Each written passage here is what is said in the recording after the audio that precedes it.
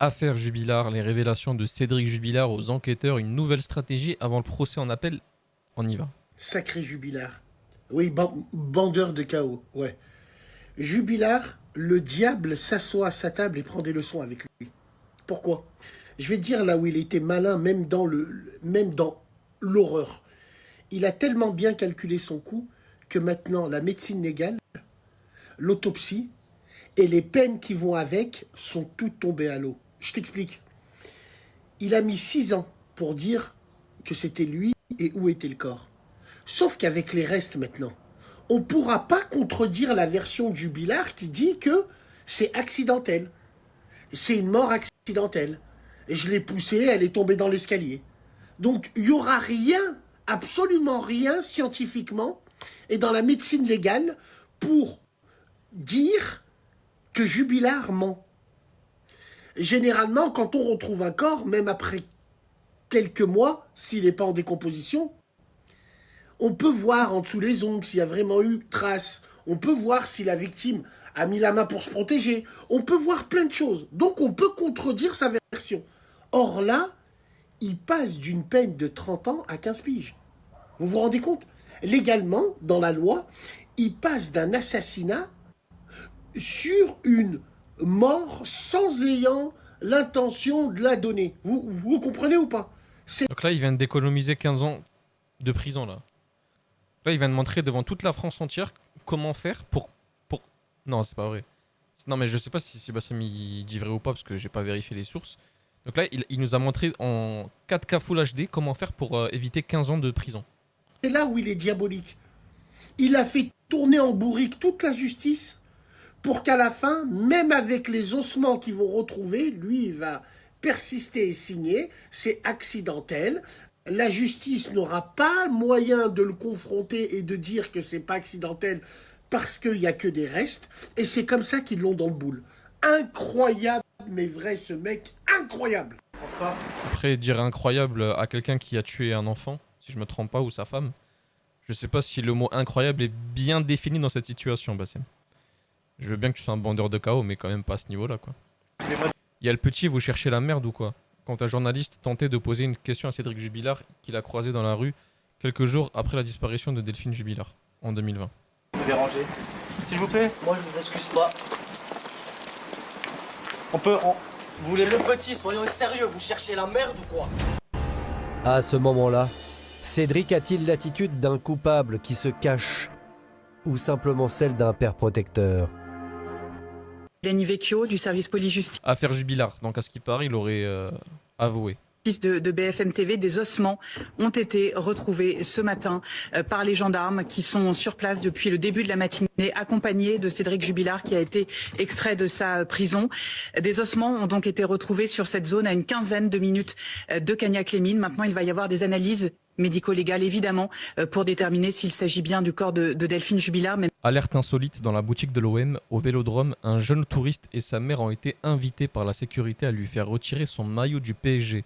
Une scène filmée qui fait déjà réagir. Samedi marche avec un maillot de l'OM à Paris, personne te parle, ils s'en foutent complètement. À Marseille, on fait enlever le maillot même aux touristes. Ça craint, voilà, et c'est pathétique. Ça fait surtout pitié. Y a pas tort. It's possible or not? Tutto difficile. Vediamo. No, devi No, dire no, no, al contrario, al contrario. Ah. Lo mettiamo al No, no, contrario. no, you don't have a t-shirt? No? Or a t-shirt, no? No, no, no, no. 25 minuti dal colore manager. C'est pitoyable, ouais. C'est honteux. Non, frérot, à Marseille, il y a des maillots de Paris, tu mens. En l'occurrence, c'est dans la boutique du club. Si je vais dans la boutique de l'OL avec un maillot stéphanois, je suis pas certain qu'ils apprécient la provocation non plus. Faut être demeuré pour aller dans une boutique d'un club avec le maillot du rival. Une chose est sûre, arrêtez de vous inventer une rivalité qui n'existe plus depuis longtemps. Et alors frère, on s'en fout de ça, c'est un touriste, le PSG et le club du moment, comme l'OM l'était dans les années 90. Bah non, si je vais à la boutique de l'OL avec un maillot des Verts, ils me diront quoi? Entrez monsieur, c'est du bon sens. Voilà, la boutique du PSG rentre avec le maillot de l'OM, personne, et je dis bien personne te calculera. Famille après avoir découvert qu'aucun enfant. Un homme tue toute sa famille après avoir découvert qu'il n'était pas le père à Marseille. Waouh. Le beau-père ou la belle-sœur, c'est la mort. Était de lui. Karim avait toujours eu des doutes sans jamais oser les affronter. C'est un test ADN passé discrètement qui fait tout basculer ce jeudi soir. Les résultats sont sans appel. Ces 3 enfants, élevés et aimés pendant des années, ne sont pas les siens biologiquement. Leur père et son propre frère Yacine, 41 ans, avec qui sa femme Marie entretenait une liaison secrète depuis le début de leur mariage. Karim passe la nuit seul avec cette vérité qui le dévore de l'intérieur. Au petit matin, quelque chose se brise définitivement. Les voisins sont réveillés par des flammes jaillissant des fenêtres du pavillon familial. Les pompiers interviennent en urgence. Marie et les 3 enfants parviennent à s'échapper de justesse par une fenêtre du premier étage. Karim est retrouvé assis sur le trottoir d'en face, regardant sa maison brûler sans prononcer un mot. Interpellé sur place, il avoue immédiatement avoir mis le feu. Yacine, contacté par les enquêteurs, nie d'abord toute liaison avant que les messages retrouvés sur le téléphone de Marie ne l'accablent définitivement. Le parquet de Marseille ouvre une Oh, il est trop con. Bah, bien sûr, c'est toi, frérot. information judiciaire contre Karim pour destruction volontaire par incendie, mettant en danger la vie d'autrui. Les enfants... Une information de notre consoeur. Après, voilà, chacun réagit différemment. Il y en a qui tuent la personne. Hein. Il y a des gens qui te tuent. Chacun réagit différemment. Tu peux pas savoir. C'est sur le moment, à l'instant T, que tu sais ce que tu vas faire. C'est dingue. Et Franz Beckenbauer. Vient ensuite la carrière d'entraîneur. Monaco, la Juventus en Série B, Marseille, puis l'équipe de France en 2012. Son salaire de sélectionneur est documenté, 2 millions d'euros en 2017. Aujourd'hui, après la prolongation de 2025, 3,8 millions d'euros bruts par an, soit 316 000 euros par mois. Avec des primes de match à environ 22 000 euros par rencontre et une prime exceptionnelle d'environ 1,5 million lors du titre mondial de 2018. Il finit sa carrière de sélectionneur dans le top 3 mondial des techniciens les mieux rémunérés. Sa stratégie patrimoniale est documentée par la presse économique comme l'une des plus prudentes du football français. Une villa au Cap d'Aille sur la Côte d'Azur, estimée à 3 millions d'euros, une résidence secondaire à Concarneau, des biens locatifs à Monaco générant environ 400 000 euros de revenus annuels, des partenariats publicitaires avec Hublot, Coca-Cola et Orange pour 300... Putain, c'est dingue. L'argent que tu peux te faire même en étant entraîneur, c'est magnifique. Après, bon, est-ce que son statut d'ancien footballeur fait peut-être la chose aussi?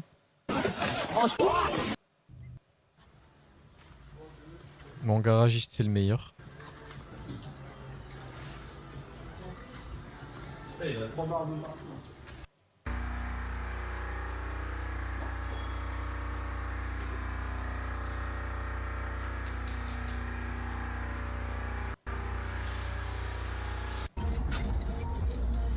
Les conducteurs de Dacia. Wallah, wallah, je suis prêt à jurer. Les conducteurs de Dacia, là, Duster, Logan, ils ont pas d'amende. Mais couilles à couper, si on ferait notre enquête, j'en suis sûr que ces gens-là ne prennent jamais d'amende. Vous avez remarqué, quand vous suivez les gens en Dacia, ils conduisent tous bien. C'est fou quand même, hein. Et peu importe, c'est un jeune, c'est un vieux, ça, ils font pas d'excès de vitesse, ils se font pas contrôler, je sais pas ce que vous en pensez, vous. C'est une voiture de PNJ. J'ai l'impression que les gens qui conduisent, c'est pas des vrais humains. Vraiment, on dirait qu'ils sont là juste pour faire office de personnes dans la circulation. Je suis un fou. Mais wallah, les conducteurs de Duster, de Dacia, ils passent méchants à travers. Jamais un mot plus haut que l'autre, jamais extraordinaire. Ah, les connaisseurs de M, veuillez me confirmer, c'est quoi ce bouton-là? C'est quoi ce bouton?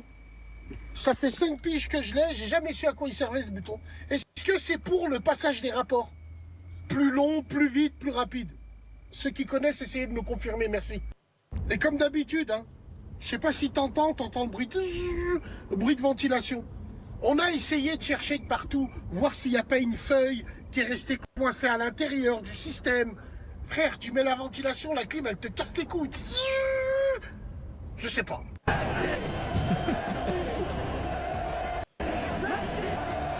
A ganado la semi. La bouffe. On a un rap qui était mort, elle a dit c'est une chose. Ouais, voilà, ouais. L'autre quand même, mais être là. France-Espagne, la mère de Didier Deschamps réagit. Je préfère encore être morte plutôt que de voir ça. Ah, c'est encore Charlie Hebdo. Arrêtée, elle continue de filmer la scène.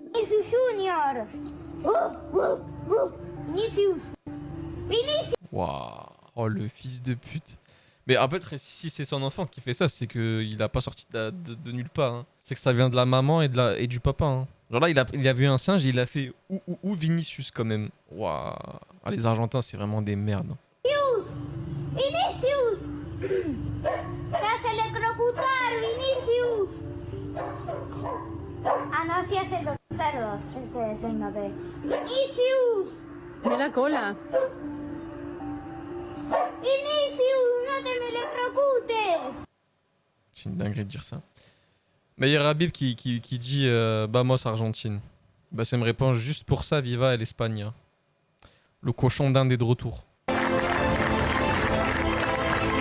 Eh ben, putain de merde. Absolutely great. Les Argentins crachent sur le drapeau anglais. Oh putain, c'est comme ça qu'ils font les catastrophes naturelles dans les films. Incroyable.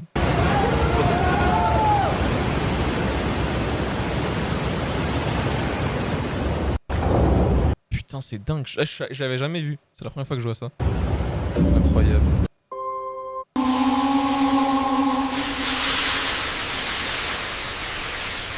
Ouais. Pourquoi il écrit 2098? C'est quoi ça? C'est qui a fait ça? 2034 jusqu'à 2042. Comment on appelle ça? Annulé parce qu'il va y avoir une guerre. Super. Et là, il y a écrit Greater Germany. Ça veut dire quoi ça? On est chez les fous là. Né en Argentine, d'origine haïtienne. Voilà, il explose tout là-bas.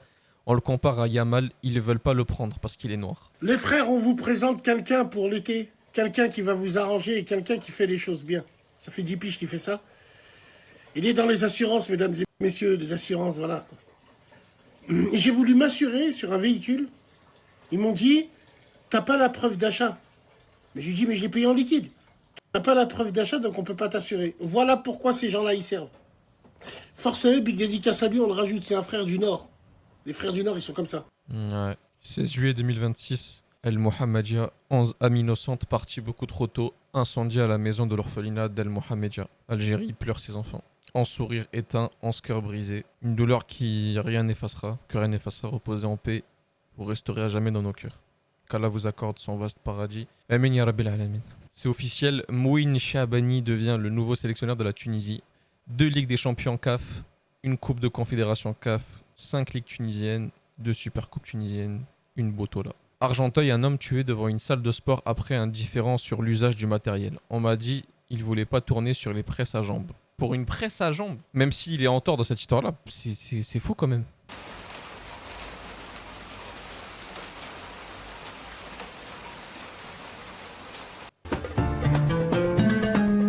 Les responsables politiques ont assisté aux célébrations du centenaire de la Grande Mosquée de Paris.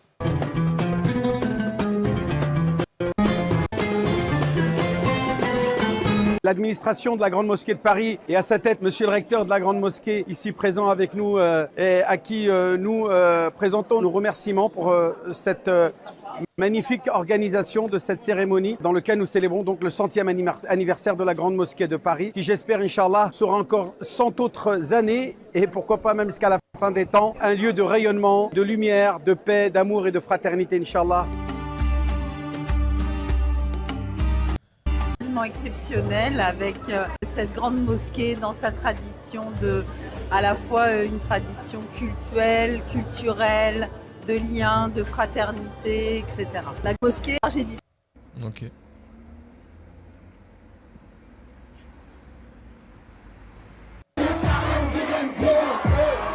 Oh là là, on l'a tous vu la volée. On l'a tous vu. C'est Pana mon ref. Bambara mon ref, y'a ma soeur Soukaina qui t'appelle.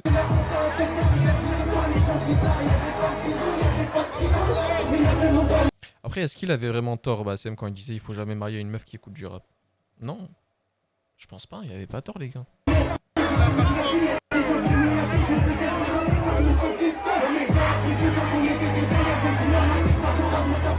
Fou que le bas, ils l'ont mis en VIP. Aucune Renoir, c'est normal. Elle se respecte que les nôtres. C'est Panam mon ref, arrête de juger. Bah, je te jure, il faut pas. Arrêtez de juger, les gars, vous êtes des fous, quoi. Elle a le droit de faire ce qu'elle veut. Cette chétana a le droit de faire ce qu'elle veut, je crois, non, les gars? Non? Il a dit quoi? Ah oui, c'est Panam mon ref, arrête de juger. On est tous ensemble dans les caves et tous musulmans. L'islam des caves. On est tous ensemble, divisez pas les gens. Commencez pas à faire de la fitna, les gars, vous êtes des fous, quoi. Le t-shirt, et tu sais que le pire dans l'histoire, c'est que je vais avoir des commentaires de gens qui vont m'insulter parce qu'ils savent même pas que je fais de l'autodérision. Le t-shirt, je vais le prendre même si je roule en Hyundai i10. Rouge, c'est bon. PTDR, prends-le. Ouais, vas-y, direct chez le concessionnaire, il le fourgue. Ceux qui me demandaient après le t-shirt M. Mohamed Salah veut signer au Beşiktaş. L'Égyptien demande un salaire annuel de 15 millions. Saïd hospitalisé tandis que Kamel Gharibi envoie un cheval de Troie en Tunisie. L'infarctus cardiaque du président gardé secret confirme les inconnus concernant sa succession. Dit Luca Combardella. Alors, reprise de la radio dans la norme avec la régie dimanche, donc demain. Après la finale cet été, je suis ici, donc on fera des radios tout l'été, Inch'Allah. On prépare un nouveau format pour la rentrée avec 2 plateaux, moi comme d'habitude, et un autre avec un invité. Putain, il était temps! On va enfin voir des invités. Ça va être incroyable, j'espère que ce sera des bons sujets. Déjà, il avait promis TK, je sais pas s'il va venir. Donc voilà, j'espère qu'il y aura des gens vraiment bien. On verra bien. Finale de la Coupe du Monde menacée. Épaisse fumée aux États-Unis. Ça sent l'attentat. Plongé dans une épaisse fumée, la qualité de l'air classée niveau néfaste pour la santé, des températures attendues jusqu'à 32 degrés. Les autorités appellent tous les habitants à rester chez eux au maximum. C'est très grave.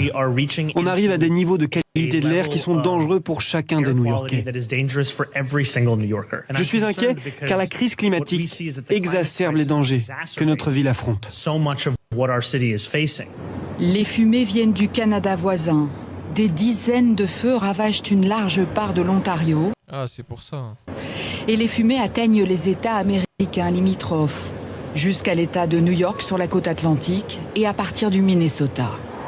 Le groupe LFI et Écolo ont déposé un amendement visant à supprimer la peine de perpétuité pour les violeurs d'enfants. Fier et honoré de les mépriser depuis le début. Attends, ils ont vraiment fait ça? Putain. Je suis très déçu.